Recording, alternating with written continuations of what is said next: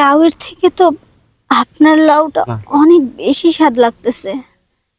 এত বড় পালা, এত বড় পালা, দেখো একটা একটা লাউ যদি ধরে থাকে, কতবার তো ভালো লাউ হয়েছে, এবার আর একটা লাউ আমি মনে হয় বেচতে পারবো না।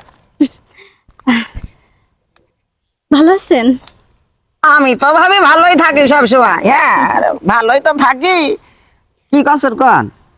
গাছে তো মনে হয় লাউ ধরে নাই না? কে আপনি আবার লাউ কি করবেন? না মানে আমার একটা লাউ দরকার ছিল।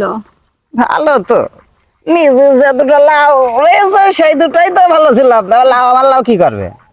না মানে আসলে ওই লাউ দিয়ে কি করব, লাউ দিয়ে কি করে মানুষ? টাকি মাছ রান্না করে খাই না? হ্যাঁ, টাকি মাছ অনেকদিন খাই নাই। লাউ দিয়ে রান্না করে খাতে খুব মজা, খুব মজা। হ্যাঁ, কিন্তু আমি তো আসলে লাউ টাকি মাছ দিয়ে খাই না। তা কি দিয়ে খান আপনি? আমি লাউ এমনিতেই খাই। এমনিই খান?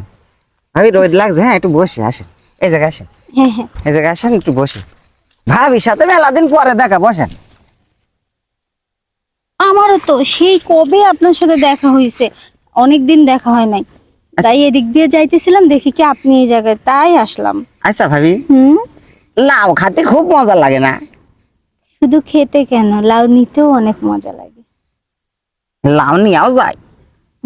কি যে বলেন না ভাই, নেওয়া যায় নাকি? ওই যে লম্বা লম্বা লাউগুলো আছে না, ওগুলা খুব সুন্দরভাবে নেওয়া যায়।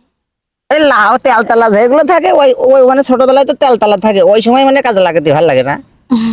এই তো আপনি বুঝতে পারছেন, সব কি আর ভেঙে বলতে হয়? হ্যাঁ, ভেঙেই তো পাবেন। আমাদের বাড়ির পাশে যে সকিনা আপু ছিল, সকিনা আপু একবার নাকি শুনলাম যে আপনার এই যে ডুগাতে লাউ ছিঁড়ে কষিলাম, মাল মনে করে ভৈরিয়ে দিয়েছে, দিলি একেবারে মনে করে উড়ির মধ্যে ভেঙে ডাক্তার দেখা দিয়েছে লাস্টে। না না, আমিও তো ছোট জিনিস নেই না, আমার পছন্দ হবে সবসময় একটু বড় বড়।